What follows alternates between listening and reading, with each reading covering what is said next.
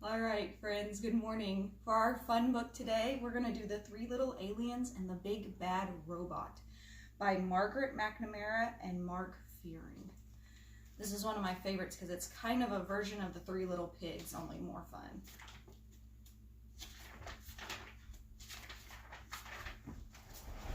Once there was a mama alien who had three little aliens. They were called Bork, Gork. We're going to call the other one Bob because I can't pronounce his name. Bork, Gork, and Bob grew up in an old-fashioned house in a snug, cozy crater on a tiny little planet. As the eons passed, their house got too crowded. "It's time for you to go out into the universe and find a planet of your own," their mama told them, giving them each a hug. "But remember, watch out for the big, bad robot. It wants to chew you up." So Bork, Gork, and Bob took off. "Bye, Mama," they cried.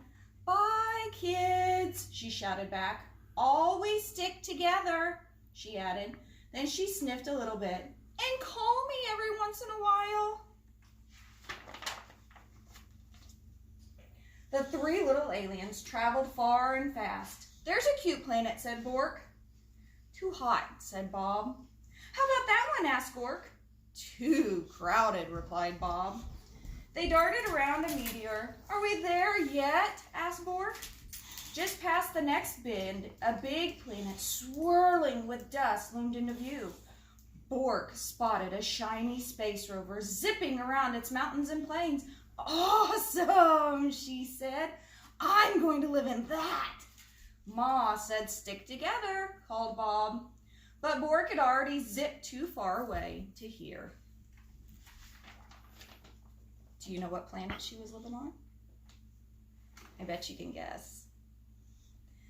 Bob and Gork traveled on. Bob didn't like the looks of the next planet either. "Nowhere to breathe," he gasped. "Picky, picky," said Gork. Then just ahead, he spied a giant planet with huge golden rings around it. He jumped on a passing satellite and caught a ride on a ring. "Whee!" he squealed. "That is what I call home." "We can't live on a ring that goes round in circles," yelled Bob. "We'll get dizzy." But Gork wasn't paying attention. What planet do you think he's on? Now Bob was all alone. He traveled deeper and deeper into space until he spotted a massive blue planet far out in the galaxy. It had 13 moons and refreshing breezes. "This faraway place is where I'll build my home," he said. "I will be safe from the big bad robot." Bob found everything he needed to make sturdy walls.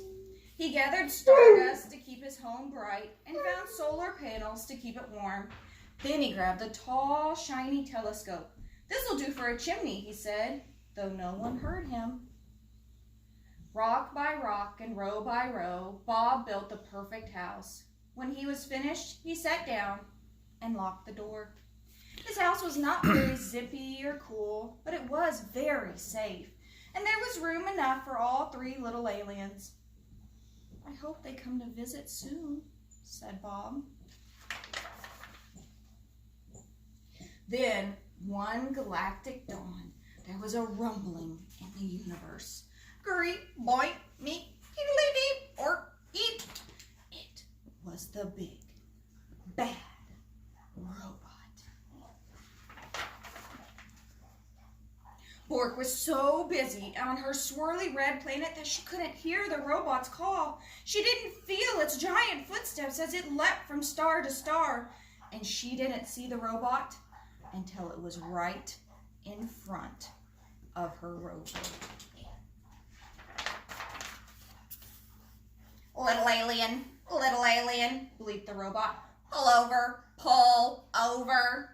"Not by the wheels of my trusty space rover," called Bork bravely. "Then I'll crack, and I'll smack, and I'll whack your house down," meeped the robot. And just like that, the robot cracked and smacked and whacked Bork's shiny rover into 100 pieces. "Greet, boink, meet, diddly-dee, or eat, fast as the speed of sound, Bork jetted away.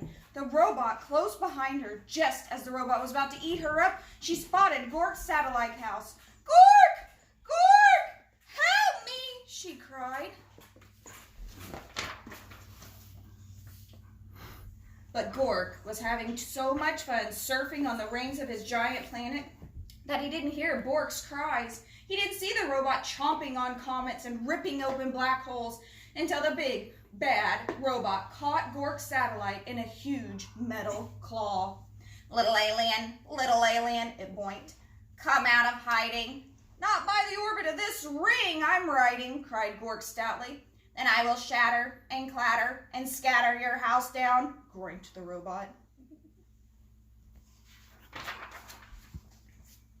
And before Gork could fly beneath the radar, that robot clattered and scattered and shattered Gork's satellite into 1,000 pieces.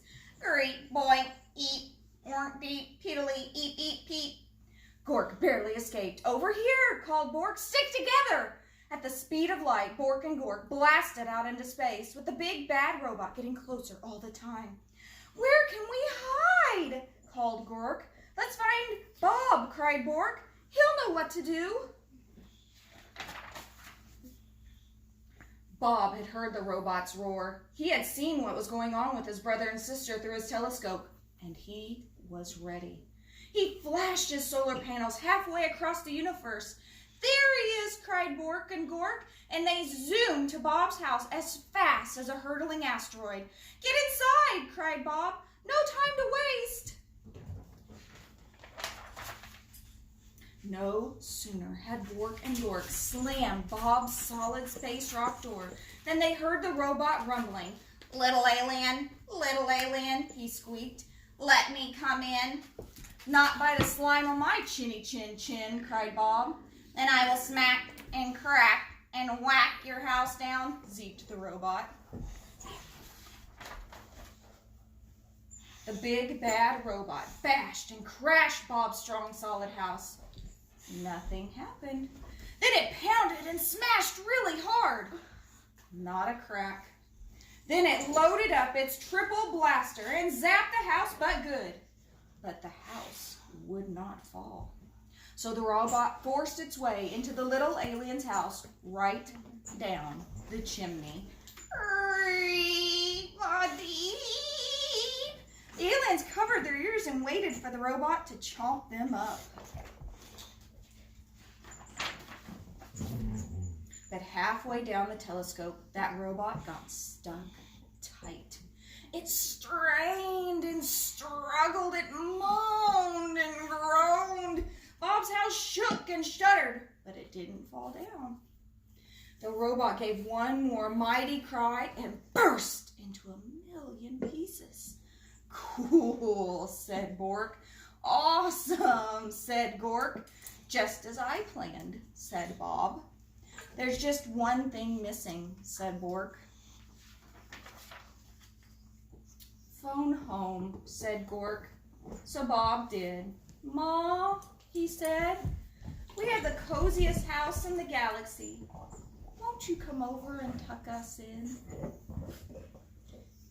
If you could live on any planet, which one would you live on? Bye, my loves.